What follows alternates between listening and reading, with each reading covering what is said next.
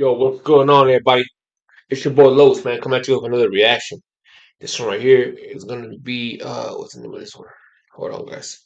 It's Inside the Life of a 11-Year-Old Gangbanger from Florencia 13. So that's what we're gonna do, man. Before we get started with this reaction, I'm gonna hit y'all my intro. Go ahead and subscribe to the channel and let's get this shit going, man. Get your blunts, whatever you're gonna do to watch this reaction. Go and get that for me, man. Don't go nowhere. Post up, subscribe. And I got a new channel too, man. Description.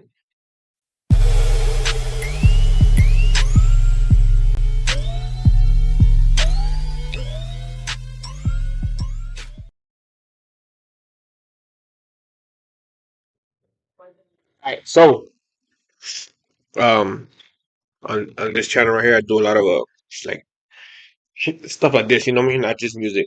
I do stuff like this right here. So you guys enjoy it. Let me know what I should do next, man. This is enough of me talking.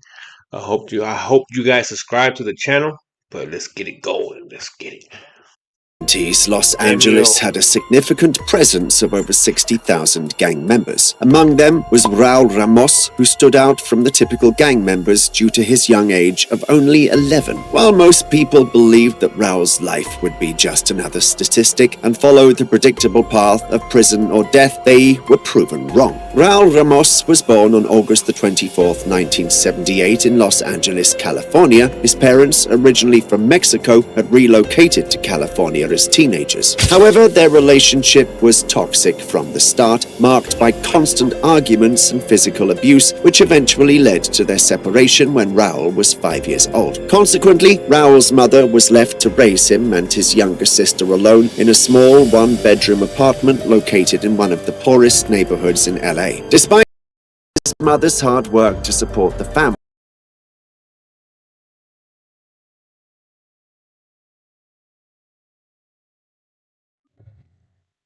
The mic was off. A lot of us were raised by a single mother. So, but just because of that reason doesn't mean that we're all gonna become messed up. Like me, man, I chose not to join that type of lifestyle. I chose to, you know what I mean? I mean, I hung around them, but I never became part of that. I never did drugs. I never did anything bad. I did bad stuff, bro. I just never got caught. You know what I'm saying? So it's a difference between being stupid, doing stupid crimes, stupid things, to doing things, but doing it in a smart way. I was street smart. It doesn't look like I am, but I was street smart, man. But just because you grew up in a single parent home does not mean you are automatically gonna have a messed up life. It's your choice, even as a young buck. I mean, you see, huh? she struggled to find stable employment, resulting in a lack of resources, including basic necessities like food and guidance. Inevitably, with his father absent and his mother always at work, young Raul, at the age of 5, began to explore the world on his own. His journey began just outside his front door, where neighborhood gangs would gather to hang out near his apartment. Although older than Raul, these gang members appeared well-dressed and financially secure. Surprisingly, they welcomed Raul's presence, treating him kindly and even giving him money when he ran errands to the store, allowing him to keep the change. In Raul's eyes, the gang members seemed to always have each other's backs as a perfect family. By the 4th grade, Raul started a... And that's another thing, bro. The game makes it look so good, makes it look like you're a family, but they want you to do stupid shit. I know, I seen it. That's why I never joined it. Like I said, I hung around with certain people, certain gangs.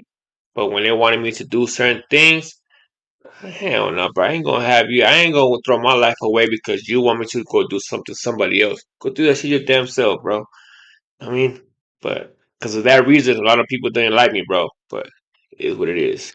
Adopting behaviors he believed would align him with the gang culture. He engaged in graffiti, marking his name in Old English-style letters, dressed like typical gangbangers commonly seen during the 1990s. Despite these appearances, Raul had not yet become an official gang member. When Raul turned 10, he reconnected with his father, who resided in Huntington Park, a neighboring city of South Central LA. Raul began spending most of his time there, but once again, he lacked guidance, left to roam the streets. streets. These streets exposed him to liquor stores right next to drug dealers and drug addicts, as well as pimps and female street workers. Moreover, these streets were the hub of numerous gangs. As Raul wandered along Florence Avenue, he soon realized he'd stepped into the territory of the Florencia 13 gang, also known as F13. This predominantly Hispanic street gang had been established over 70 years ago in the Florence Firestone district of South Los Angeles. Its influence extended through various factions, each with its unique... What's up? Yeah, what's up, man? Hey, you watching this shit? Come on, man. Show me some love. Subscribe to the channel, man. For real. Show me some love. Name within the Florencia territory. Within months of being at his father's place, Raul became friends with two members of the Florencia 13's Malditos clique. They became close friends and introduced him to the true gang life. One evening, OG right there, man. That's Mr. Yossi. Mr. Yossi, but Florencia. You know, I know Mr. Yossi.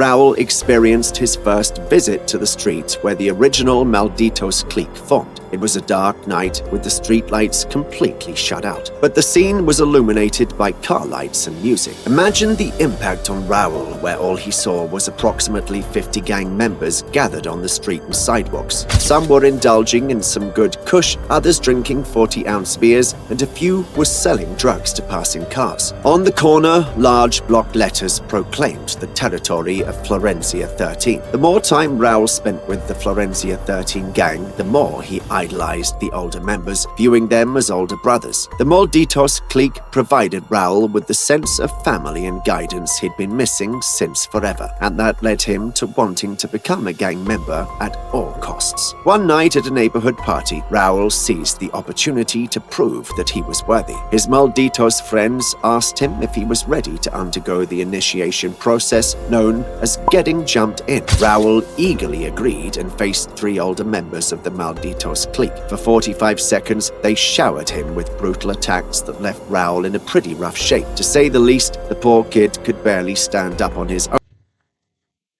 Yeah, boy, hell no, man. They tripping. You gonna get your ass beat by all these people just to be part of that? Man, hell, you're tripping, bro. Tripping.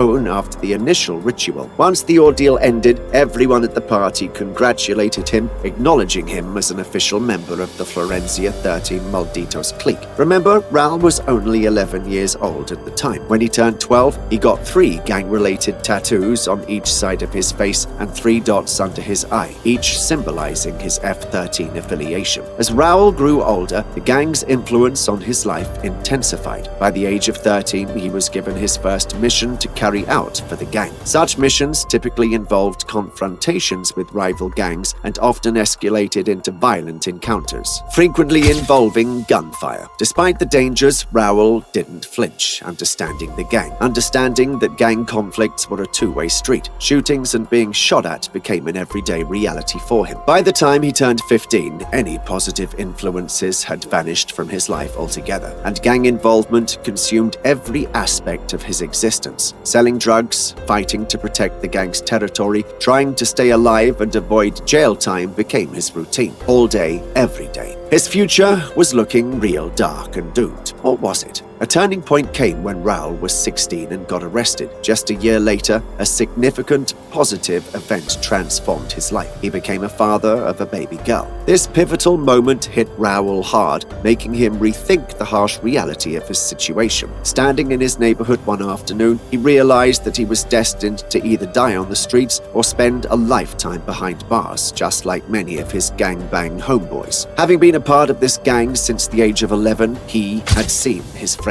get shot and die, get hooked on the same supply they were hustling every day on the streets, and much more. Raul was now 18, fed up, and ready for a fresh start. But how do you get out? This is not like cancelling a public library membership. These gangs are for life. His salvation arrived when he joined the United States Navy, but his path was not without obstacles. Raul's body was covered in gang tattoos, which was a real challenge when he was trying to enlist. He required special approval from a military recruiting captain due to the extent of his tattoos. By the grace of God, he was granted one, and from there was no stopping him. He was assigned to work on U.S. military warships as an aviation boatswain's mate equipment, ABE, responsible for aircraft carrier launch and recovery operations on flight decks. The ABE position was renowned as one of the most demanding in the Navy. Talk about a radical career switch. Raul's Navy career took him around the world, exposing him to experiences he'd never imagined.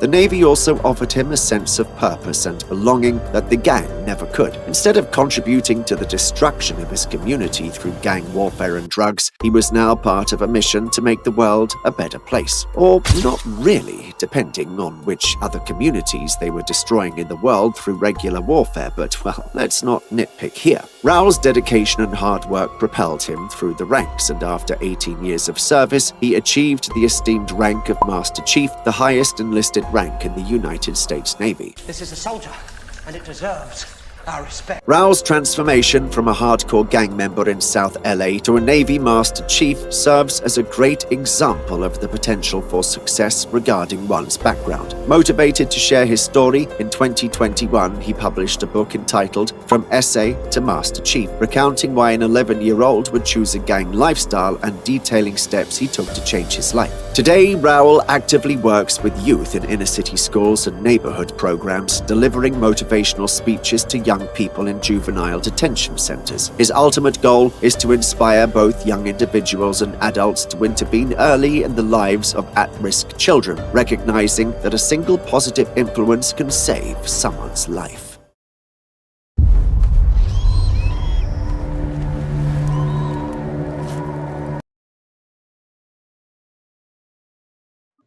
Man, that's crazy, bro. These little kids, they get promised good, this and that family love, but in reality, man, that shit is not worth it, bro. It is not worth it, man. So if you guys are young, do not go into gangs. It is not worth your life. It's not worth your freedom. Any of that, bro. Stay in school, study, work hard, and make money. Have a family, man. But yeah, the gang it's no good, bro. You don't need to be in the gang. For me, being in the gang means you can't handle life. You can't handle being by yourself, and you always need somebody to lean on. And you don't need that. But yeah, man, you know what you gotta think about this reaction? Did you help me lows? Subscribe to the channel. Follow me. If you guys like this reaction, hit the likes up, like down, share it, and let me know what you guys want me to do next. Until then, I'm out.